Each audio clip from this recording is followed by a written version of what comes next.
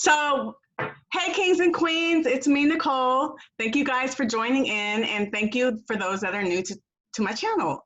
Today, I have a special guest, Lissa, also known as Raw Food Romance. She's a major influencer on the YouTube and social media platforms, and I've been following her and subscribing to her channel for years. So it's a pleasure to finally actually meet you. You know, this is really cool. You've been an inspiration. I love your videos, especially your what I eat in a day videos. You know, it gives me ideas and everything. And your page, like normally I just see your posts like day to day, but when I just go to your page and scroll down, your page gives me life. Like I'm like, hey, it makes me want to be a better person. Like, I'm like, when I grow up, I want to be just like you. No, really though, your page is awesome. Oh, thank you so much. I'm like, how do you get it to look so perfect? Like, when my stuff, it don't look like that. So I need to take some notes and learn from you. But so let's get into the questions. I know you've been eating fully raw straight for 6 years now. Yeah. But I know prior to that, you were dabbling back and forth and had some issues staying raw, right? So Yeah. what helped you finally get to the point where you're able to just be consistent and now it's been 6 years? Like what was the what's the word I'm looking for? What was keeping you from being able to stick back then? Yeah, so that defining moment, right? Where you kind of realize like this is it. Well, for 10 years before I went fully raw. So I went fully raw in September of 2014. So it's been just over 6 years now. Right. But before that, from 2004 to 2014, I probably tried raw like 100 times. I really resonated with the diet. I knew that it was, like amazing and eating whole, raw, hydrating foods. But I was never able to stick to it. I think the longest I went was 2 months before I took it to Italy, and then I weaned off because got to eat the food in Italy, right? So there were like all these reasons why I wasn't able to stay to it. A lot of it was family peer pressure. A lot of it was cravings, which I discovered my solution for cravings.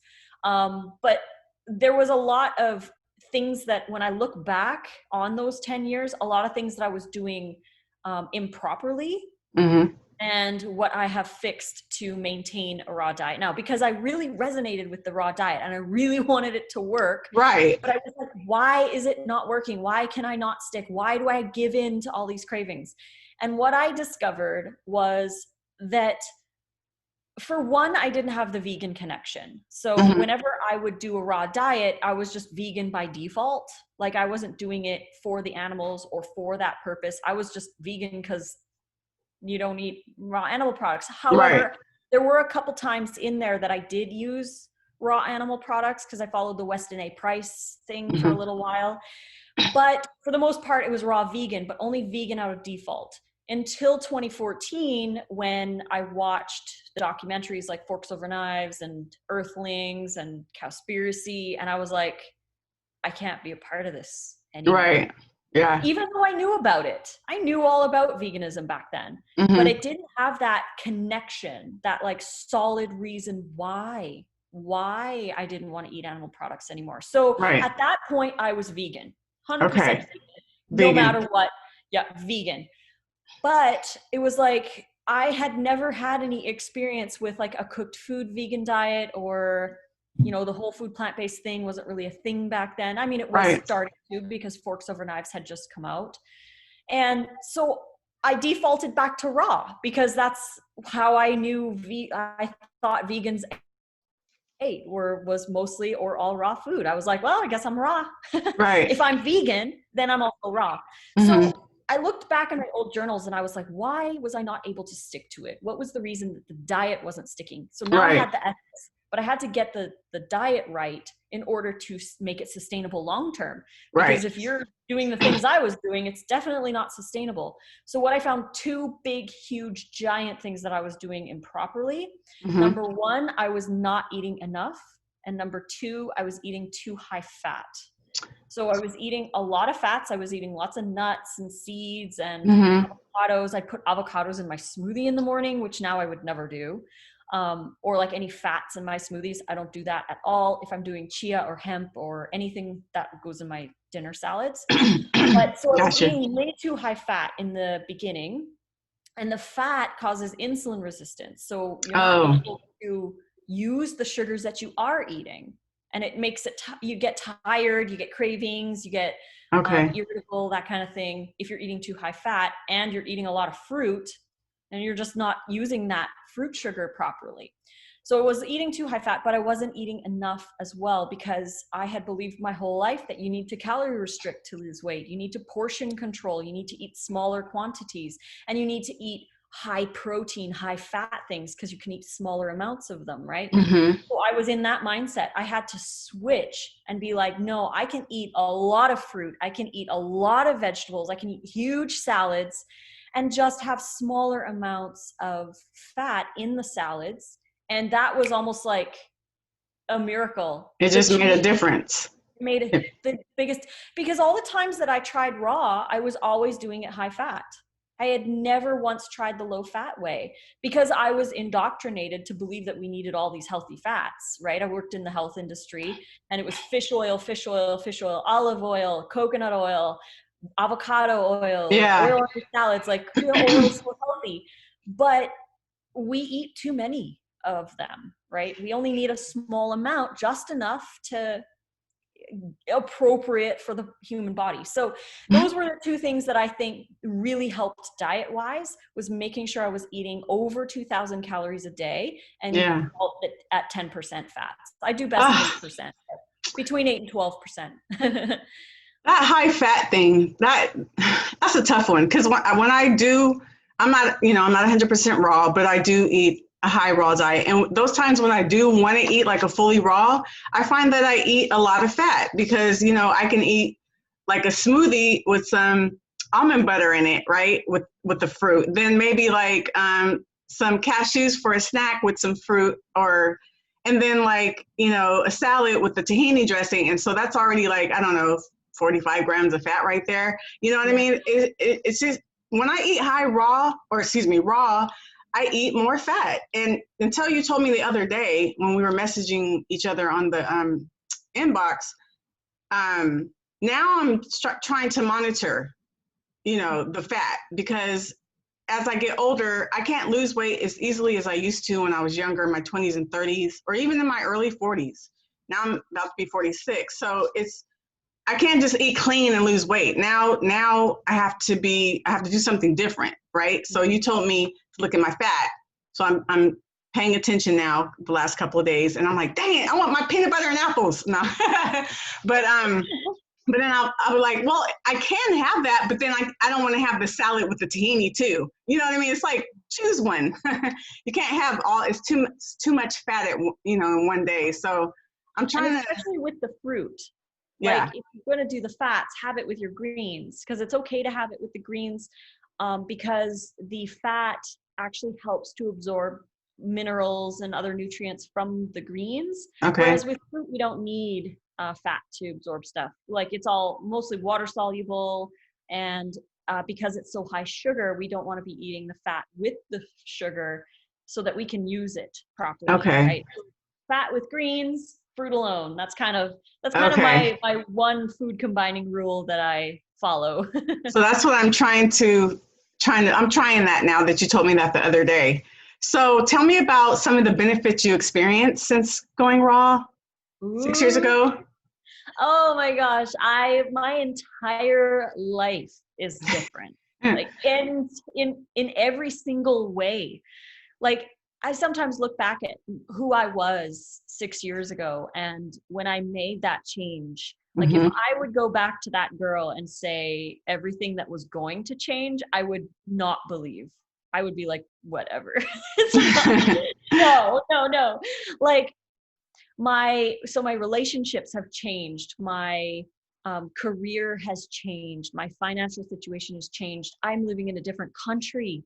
And on top of all that was all of the mental, spiritual, emotional, and physical changes that I went through when I went raw. So my mood has lifted dramatically since switching over. I lost 70 pounds in Yes. a month. I cleared up my skin. Like, it used to be covered in all kinds of inflammation, and then I'd have anxiety, so I'd sit there and pick at them, right? Just Wow. because I was like so anxious of my whole life, and I hated my life, so I wanted to make myself ugly, I guess, subconsciously. Who knows, right? Like, it was just like something I wanted myself to. I would pick like so much that they'd get so inflamed and hurt, Wow. and then I would be able to hide. I would be able to hide. I wouldn't have to go out in public as much, Yeah. or right, like I wanted to You like hide. that control.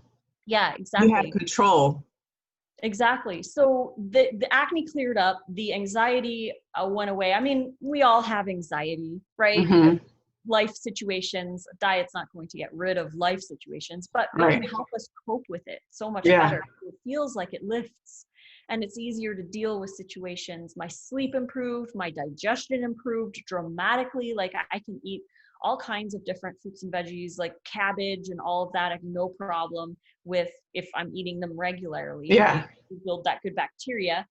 My hormones stabilized. So I used to go 3 to 9 months without a female cycle, and Oh, now really? every month on the dot, pretty much within a couple days. And it's been like So that. so you are getting your cycle on a regular basis? Yes. Because I Yep. know I hear sometimes when people go raw, sometimes their cycle stop.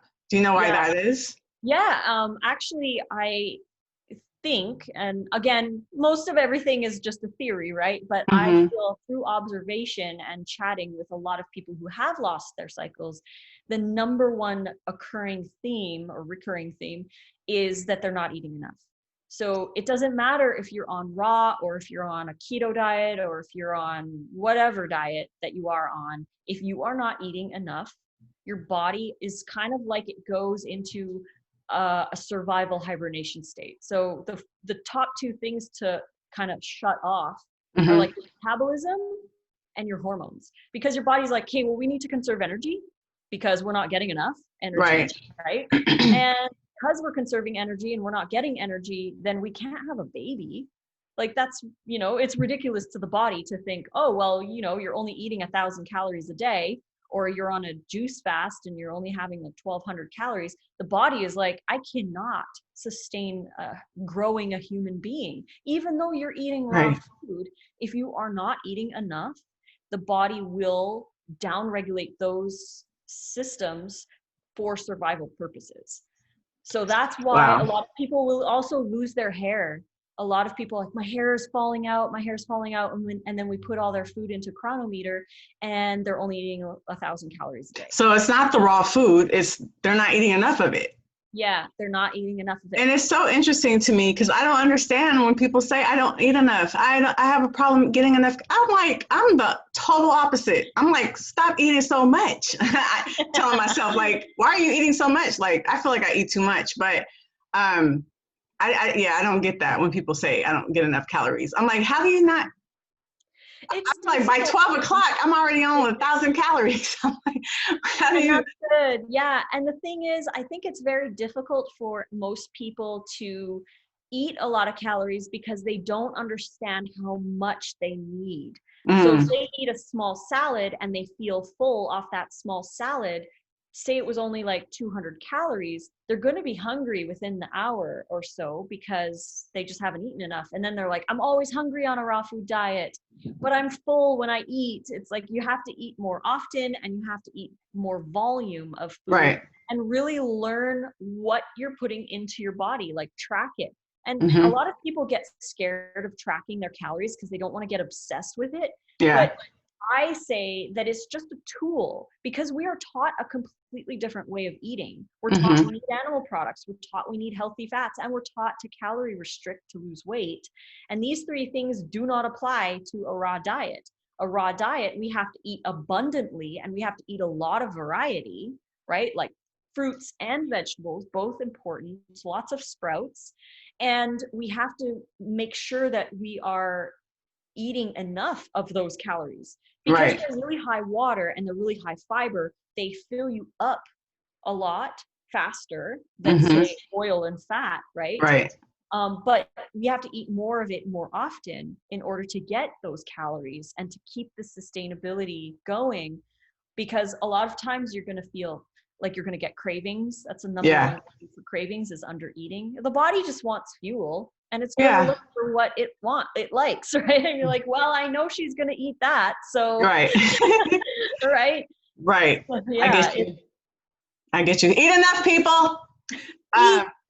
About cellulite, Lissa. Let's talk about cellulite, because I've seen some videos in the past where you had that as a thumbnail, and you had it, and now you don't. And I'm like, I have it, and I'm tired of it. And eating a plant-based diet alone does not get rid of cellulite. And I work out all the time. I eat healthy for the most part, and I still have it. I see people that don't work out at all, that eat junk all the time, that don't even have it. I'm like, what the heck? But anyway, tell me, please, give me some tips. Yeah, so cellulite's an interesting one, because there's no real like certain like this is what's going to get rid of it, right? Yeah. Because all of us do all these kinds of things and it still doesn't go away. So it's like, what is it that makes it? So going over my past and thinking of all the things that I did that changed, I think I would have to say the number one thing, aside from the raw diet obviously helps a lot, but the things that I did aside from raw, the number one thing was lemon water in the morning. Really? A liter of lemon water every single morning. I did that. And I do notice, like, if I don't do the water in the morning, my skin changes. Like there's like during all of the stressful times and stuff, I wasn't doing a liter of water in the morning because you just get off track schedule sometimes and you're just not able to.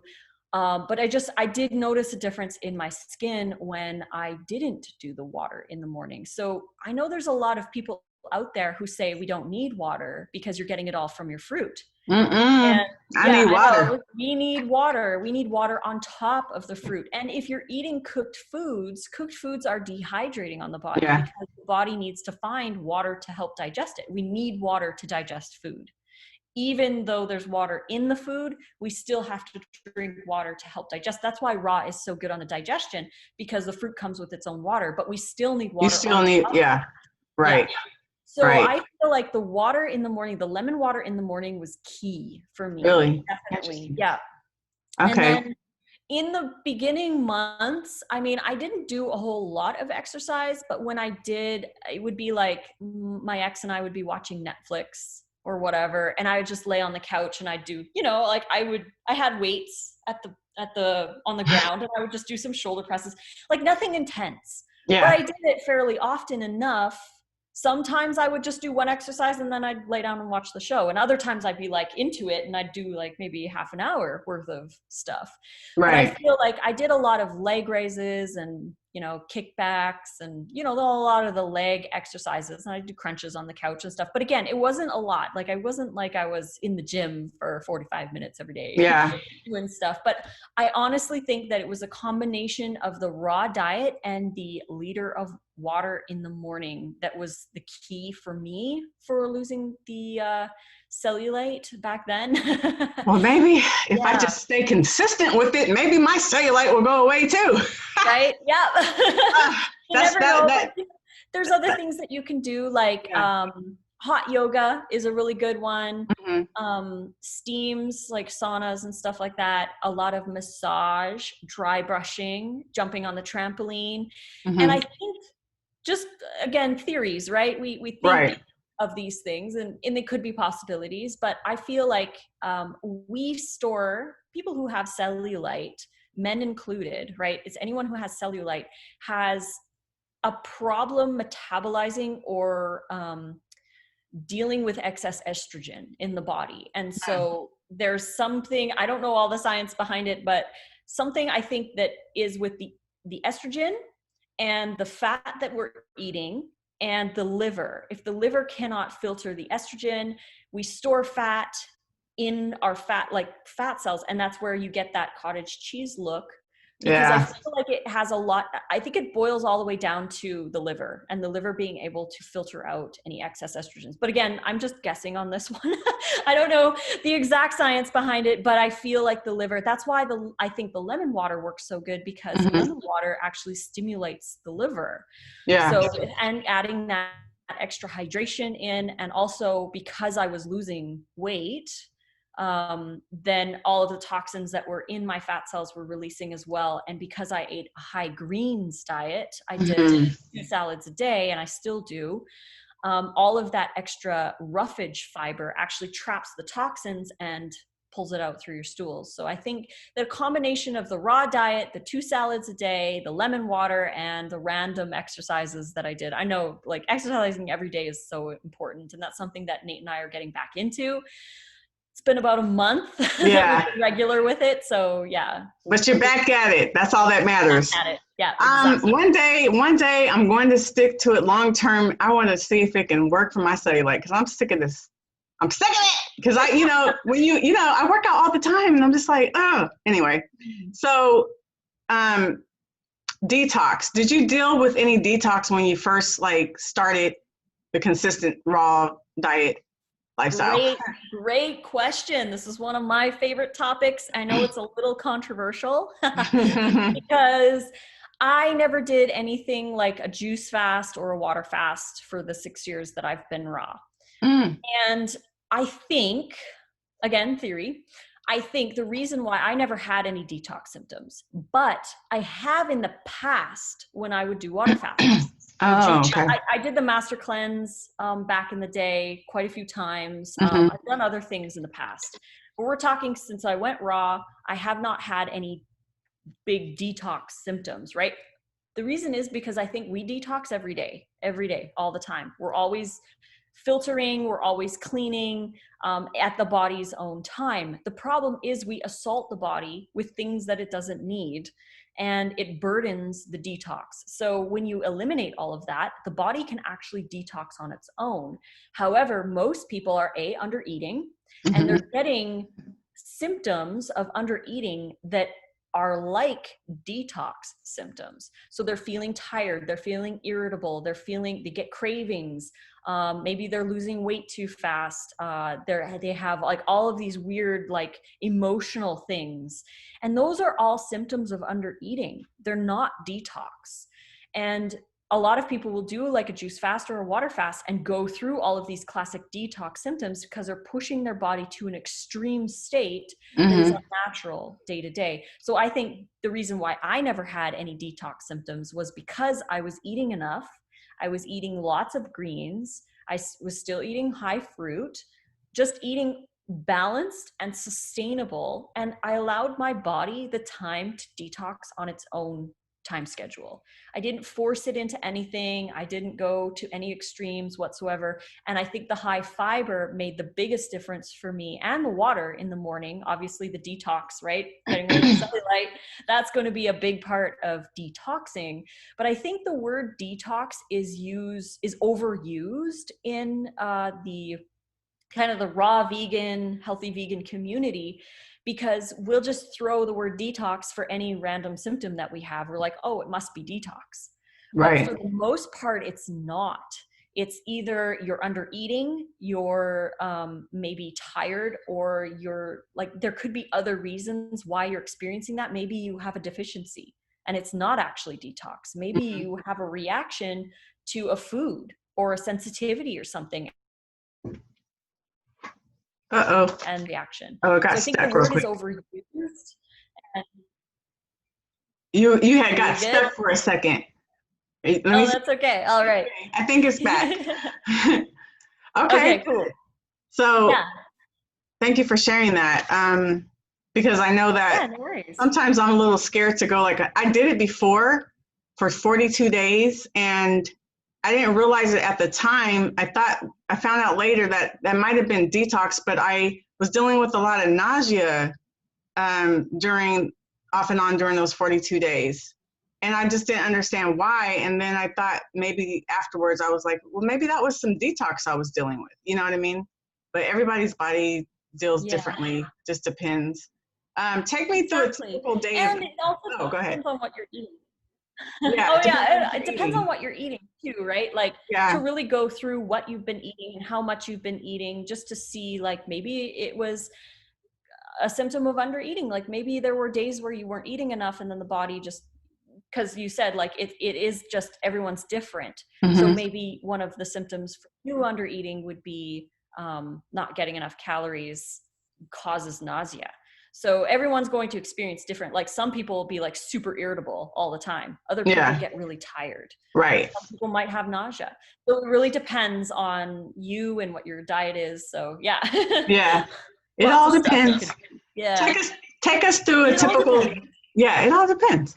Take us through a typical day of eating. Well, first, for those who don't even know what a raw vegan diet is, tell us what the raw vegan diet is in a short little nutshell, and then take us through a day of eating, like a typical day. I know every day is different, but like, your average day of eating. Cool. Okay. So a raw diet is basically a diet where you don't cook anything. So none of the foods that I eat, none of the meals that I create have been heated beyond 115 degrees Fahrenheit. That's kind of the magic raw temperature to keep things alive and Mm-hmm. raw. Like if you took 2 apples, you baked one and you had one raw, if you planted those ones, it is very likely that the baked apple will not grow. Very likely that it will not grow because it's Right. dead, right? You've Right. baked it. The raw apple, however, will likely turn into an apple tree. So it's about the life force for one. I think that raw food has a lot more nutrition. It has a lot more hydration. The fiber is intact. Like once you cook it, you denature some of the fiber. And depending on the heat that you're using on certain foods can cause like starches can turn into acrylamides, which are Mm-hmm. not good for us, right? So there's different Right. things there. And I feel that as on a raw diet, I just feel lighter. I have better Yeah. digestion. I have better sleep. I feel more hydrated. Like there's just so many benefits to it. And so that would be a raw diet. And then for my day, I typically start out with a liter of lemon water first thing in the morning. And then right away, I would say maybe like 15, 20 minutes after the water, I'll do my big giant breakfast smoothie. No So that fats. is no fat. No, it's all fruit. Fruit always. First thing in the morning, all fruit, because that's my energy for the day. I'm filling up my gas tank to full Right. with all of the carbohydrate energy from the fruit smoothie. So again, I do all kinds of different things for breakfast. Sometimes it's a fruit bowl, sometimes it's a whole melon or more, because I aim to have about 800 to 900 calories for breakfast, just for Right. breakfast. Yeah, so that looks like maybe like 5 or 6 bananas with 5 or 6 dates and a bunch of berries and a smoothie, or a melon with some bananas Mm-hmm. after, because you want to eat your melon first. But yeah, or a mixed bowl of fruit, or like 5 or 6 mangoes or something like that, right? And I like Yeah. to mix the food. I like to have a variety. So that's breakfast. Then between breakfast and lunch, I snack on any fruit that I feel like. Like Mm-hmm. most of the time, I'll just grab 2 bananas and eat those really quick, or we have grapes in the fridge that are pre-washed. So we'll just grab a couple cups of grapes and eat those in between while we wait for the lunchtime. And then at lunchtime, we have a giant salad. We always have these Yummy. salads, like a whole head of lettuce, like 3 huge tomatoes, a whole English cucumber, a whole bell pepper, lots of sprouts, and any other things that we put in there, like grated carrots, grated cabbage, anything that's in the fridge, radishes, whatever. And then that dressing at lunch is a low fat to no fat dressing. So the only fats that I typically do at lunch is chia seeds or flax. So I get my omega-3s in that dressing. And it's Now, like are you just putting the seeds on the salad or in the dressing? in the dressing. Yeah. Okay. Before I blend it, I'll put the seeds in there and I'll blend it like that. So that's lunch. And then if I'm hungry between lunch and dinner, typically I'm not. But if I am, again, default is fruit. I always just have fruit, maybe some apples or a couple bananas again, whatever I feel like, maybe some ice cream. It really Yummy. depends. But dinner is another salad or one of my creations. So like Nate and I will make burgers have salad to balance out the fats because our burgers are made with nuts. Mm-hmm. Sometimes I have some low fat ones that I'm creating a recipe book with. So we've got that, or we'll do something like my ramen or a zoodle dish with marinara, like a raw spaghetti. Or I have another recipe that we really like. It's called ginger belief. It's like an Asian noodle style dish or whatever. That takes a little bit more planning. Yeah. But overall, I would say on the average day, we just have another salad with another dressing. This dressing is always higher fat, not super high fat, but like, you know, a tablespoon or two of nuts. Right. We keep it appropriate. But yeah, so that's where we do our darker leafy greens with our fats. So if we're going to have spinach or, you know, collard wraps, tend to be with our dinner, with our fats, because we need the fats to absorb things from the darker greens. Broccoli, cauliflower sushi, anything like interesting or fun we like to do for dinner. So and I've seen some of your meals and they look so delicious. And I'm going to be showing some pictures I'm going to put the pictures on here so people can see some of your delicious meals. I was watching one of your video, or I don't know if it was an interview you were doing, but you had said complete abstinence is better than perfect moderation. And I was because I've always went around saying, oh, everything in moderation, but I feel like there's no such thing because moderation triggers, you know, like if you say, oh, I'm just going to eat a little bit of something that's sweet, I don't know. And then you get the sugar in you, and then it's going to trigger, and you're going to want more and more. So that moderation turns into overeating, you know?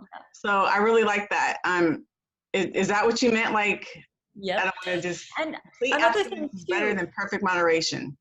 It's easier to say no to everything than to say yes to something once in a while and then have that battle in your mind. Like, I feel like complete abstinence, saying no to absolutely everything that I don't want in my life, goes for everything, not just food, but like if you say no to things in your life that you don't want in your life, then you feel free. But when we have things in our life that are not helping us and they're not getting us somewhere, and a lot of people will be like, well, but Lissa, don't you enjoy your life because you don't have pizza every once in a while? And I'm like, well, moderation is subjective. It's completely, every person has a different idea of what moderation is. Like for me, it might be moderate, for example, to have a sweet potato once a year, right? But for somebody else, maybe it's once a week. Right. So it's like, well, what is moderation? Perfect moderation doesn't exist. There's no such thing. So we don't know what moderate is. We make it up. We make it up based off our cravings, based off what we want, based off our culture and convenience and all this. Like we look at something and we use the word moderation to justify eating something we already know we shouldn't.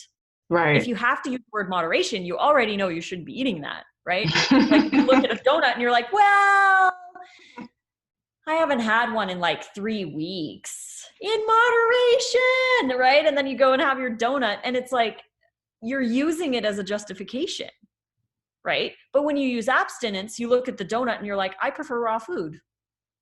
So I don't focus on what I can't have. I focus on what I can have. Because if you focus on what you can't have, like I can't have pizza and I can't have donuts and I can't have pasta and I can't have potatoes, and like it feels so right? But when you focus on what you can have, it's like I can have fruit and bananas and smoothies and salads, and I have 400 recipes that I love, and like, you know, when you focus on what you can have, it makes you feel good. Those foods make you feel good and energized and light and free. Exactly. You know what I mean? It also mentally, I just feel so much better when I eat raw.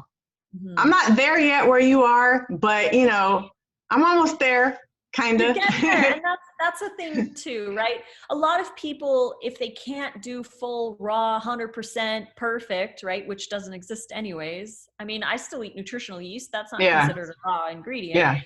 However, it doesn't trigger me to eat a whole jar of it, right? Right. I just put a little on my salad, no big deal. And it helps me to eat a whole salad, right? Whereas opposed to, I would still eat nutritional yeast on a cooked diet. I would just eat just cooked food. And I'd have a little nutrition. So it's like, I'm not going to not eat it, but it helps me to eat these big giant salads. Yeah. And yeah, and I think a lot of people, if they can't be 100% raw, perfect on this pedestal of perfection forever, then it's like they fall back all the way down to what used to be their foundation. Number one, Yeah. because they're not eating enough, but number two, because they don't, instead of taking just one little step back, they fall all the way down. So if you're doing high or all raw and you feel it's not sustainable, and you're like, well, I can't do a sweet potato because that wouldn't be raw. I can't do that. I can't do that. I have to be raw. But if you're not eating enough and you're feeling like you can't sustain it, it's much better to do the sweet potato in a raw salad than it is to go and order pizza. Yeah. Which people do, right? They fall back. They're like, I can't do this. I can't It's do like this. all or nothing. So I'll just go to, it's okay to transition slowly if that's what you need to do. Exactly. And always focusing on just adding more raw. More raw. Maybe some days you have full raw days and other days you don't. Maybe your goal is to be full raw, but it's all where you want to go. And I choose raw because I feel my best on raw. I also don't live in the box of restriction. Like people say to me all the time, they're like, well, it's so restrictive. Your diet is so restrictive. And I'm like, I don't feel it's restrictive. Actually, I feel really abundant. Yeah. But it looks restrictive because you're focused on these foods that you can't have. But what I do is I say, I can have anything I want. I don't restrict myself. I could have pasta and pizza and donuts and chips if I wanted to, but what do I want? What is it that I truly want? Yeah. I truly want health and I want raw food. So that's what I'm going to pick. It's kind of like you're given a choice between a salad and, I don't know who we use, a salad and a dish of pasta, for example. Not that pasta is like horrible. Yeah. It's still, right? It's not the end of the world, but we'll say like an animal-based meal, right? You've got an animal-based meal and a raw meal, and you go to the restaurant and you just happen to feel like having the salad, right? And you're an omnivore, meat eater, you eat everything, right? And people at the restaurant might just be like, oh, well, you're just feeling like you want to eat healthier. That's all cool. Like no one questions it. But as soon as you say I'm a vegan and I'm raw, all of a sudden people feel it's restrictive. But it's like, but I chose the salad the other day and you didn't say anything, right? Right. Now all of a sudden it's an issue. Yeah, exactly. So it's really just what you want. Choose what you want. Where do you want your life to go? Yeah. Thank you for that. I appreciate that. Yes. Raw is the way to go though for me. I'm not there yet, but I do feel my best when I eat that way. It's awesome. Now your husband, you guys are so cute. How long has it been since you got married? Like 2 years now? No. 1 year, actually. 1 year. 1 year in August. 1 year. And you guys are both raw. How convenient is that? I know. It's really nice. That must be awesome because I need y'all to talk to my husband. No, I'm just kidding. But the good thing about my husband is he does eat plant-based. He's okay to eat it. He's okay to cook it for me and for himself, but he does still eat meat. And I'm like, baby, just come on and go on 100% plant-based. Come on now. But anyway, so you guys' story is just so cute. Now, he used to subscribe to you on YouTube, right? And why don't you tell me the story in the next show how you guys met? It's so cute. Oh, I love our story so much.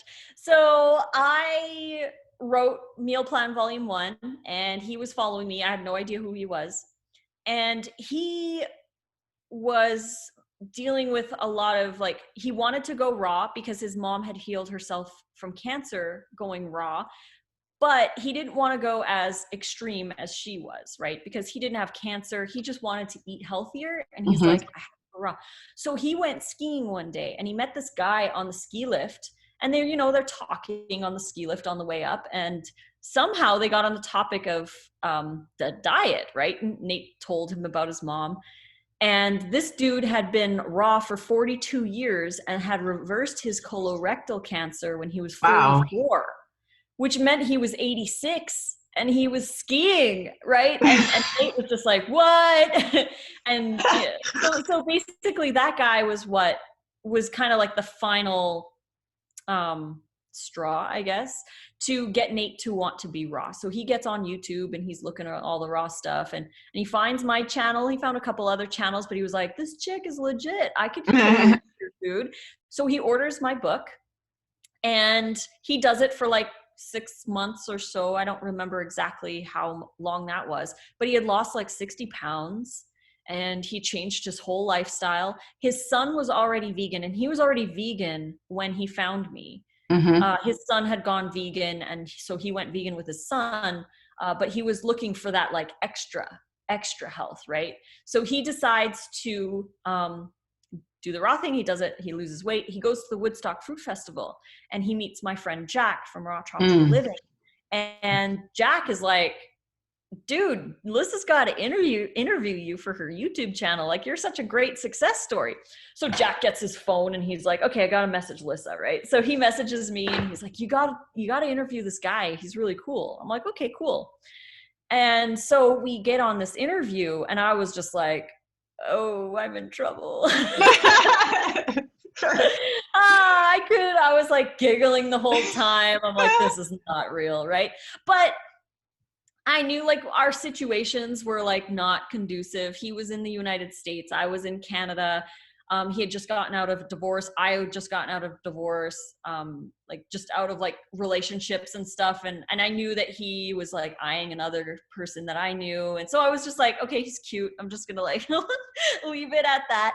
But then we started talking like every single night, and we fell in love super fast, and we're just like, oh, this is great. So we met at a Fruit Luck in Oregon. My friend invited me out to have like this Fruit Luck, and we met there, and we're just like, it was amazing. So I went down with his family because I was just kind of doing a trip just to hang out with people, and that was like so life-changing. And then that summer, was it that summer? I think it was that summer he proposed. And then the summer after that, we got married at the Woodstock Fruit Festival. Yeah. So and what year? What month did you? When was your or when will your year be? Your anniversary be? Or has it already passed? Yeah, our 1 year was August. No, I'm like, it was in August 24th. August 24th, 2019. Just a couple months ago. Happy anniversary! Happy belated anniversary. Thank you. Thank you very much. And I follow her husband as well, and I actually hit him up. I don't know if he told you. Yeah, he did. He did. I told him. I said, I'm going to be interviewing your wife tomorrow. You're next. So I'm gonna hit him up. Yeah, I would love to interview him as well. I just love that you guys both are in this lifestyle together. It's just so cute, and it must be very convenient. It is honestly. I did have a boyfriend after my ex-husband and before Nate. I had a boyfriend in there who ate a lot of animal products, and he was an alcoholic. He, did recreational drugs, and it was a very interesting, like, I was wondering, like, why did I choose? Like, he was a nice guy and stuff, but our lifestyles just did not jive, didn't work. But I found it still easy to do raw with him because I felt in one big way that I wanted to be the example. So even though he's eating potato chips and pizza beside me, I'm eating my salad. It's like, well, because I wanted to inspire him to be raw. And sometimes he'd have some of my salad, but it wasn't often. But it was just interesting because I still made my stuff, and I did make plant-based things for him. And we still have Nate's son, Jacob, who lives with us half time. He's here about 50% of the time. And we'll sometimes make him cook dinners. And most of the time, actually lately, he's been eating a lot of raw stuff with us. Like he'll just have our salad and all of that, or he'll make his own food too. But a lot of times, like if say we're making ramen and I'm making I'll make extra ramen ingredients. And then Nate and I will have our ramen on our cucumber noodles. And for Jacob, I'll take some of the ramen ingredients into a pan with some noodles and cook it for him. super easy. Or if we do like a marinara sauce, I'll make Mm-hmm. the marinara sauce. I'll use that for Nate and and then I just cook Jacob's. Like it's a lot less work Yeah, it when you works for you. include them in the raw. Like you give them a little bit of your raw and they can still have the cooked, or they have a salad with sweet potato in it or something, Right. right? We all know we should eat more raw, so why Yeah. not have your family join in? Right.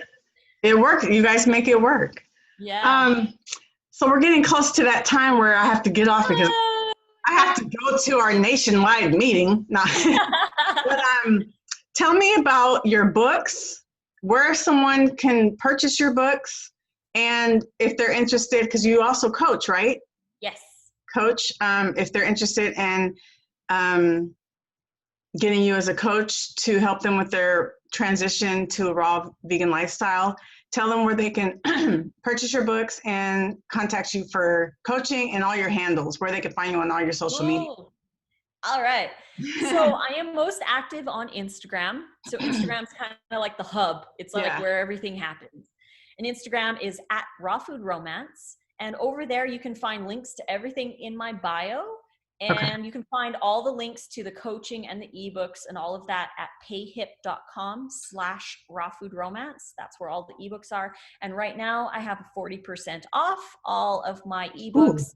Yeah, the code is Nice Cream 40. So I'm going to be running that for a little while. So it's all good. But people can use that code to get 40% off any or all of the ebooks, except the coaching. The coaching is on the website too. You just have to scroll down to the bottom. Okay. You can download some coaching forms. We set up a time and we just chat for an hour talking about any struggles you have or anything like that. But yeah, Facebook is Lissa's Raw Food Romance and YouTube is Lissa's Raw Food Romance, where I have over 700 videos up. I have over 100 what I ate in a day videos. There's lots of gold on there, lots of mindset tips and tricks and top 10s and ideas and all that kind of good stuff. So yeah, I think I've watched about 692 of your videos. You're awesome. Is there like it's probably not easy, it's not a quick answer, but tips for someone who's looking to start a raw diet? Like what would your tip be, your number one tip? Like someone who's trying to transition from whether it be from vegan to raw or even animal diet to raw. Is there like something that you magic one step? Probably not, but honestly, I would say if there's only one thing, eat more than you think you should. Eat more and just like go to the grocery store and buy all the fruit and vegetables that you like and just eat them. Like eat a lot.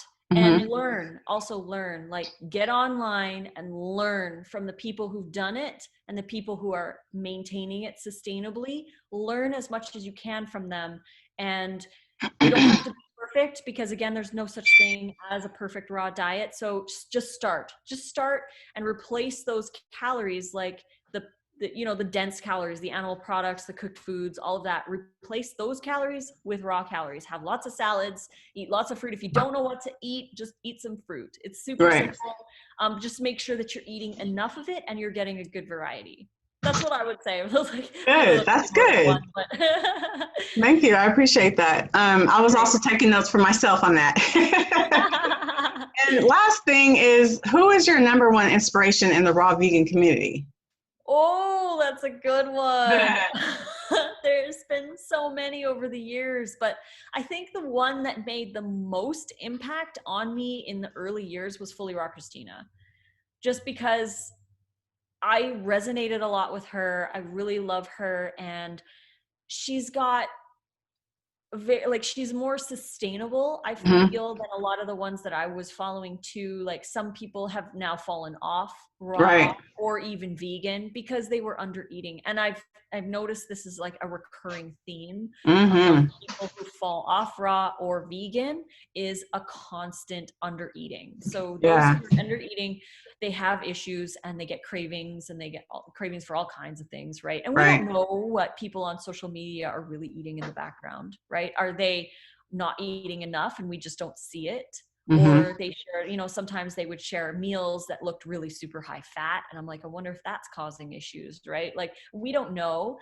But I feel like Fully Raw Christina has been the one that's like, she's been the most sustainable and the most consistent over all of the years. And I always would fall back on her stuff. But some others that really inspired me in the beginning was like Marcus Rothkrantz. Mm-hmm. I follow him too. Tara, yeah, that really inspired me in the early days. I became really good friends with Jack from Raw Tropical Living. And at the time I was following a lot. Tanny Raw was another one that I Yeah. followed. But yeah, Fully Raw Christina, I would have to say, was my biggest inspiration. Good. Have you met her? I have. I've met Okay. her twice now. Yeah. Oh, Yeah, cool. twice. Yeah, At the UK for that. Okay, I've been subscribed to her for some years as well. I think she was probably the first person I seen, you know, when I first started looking into the raw plant-based lifestyle.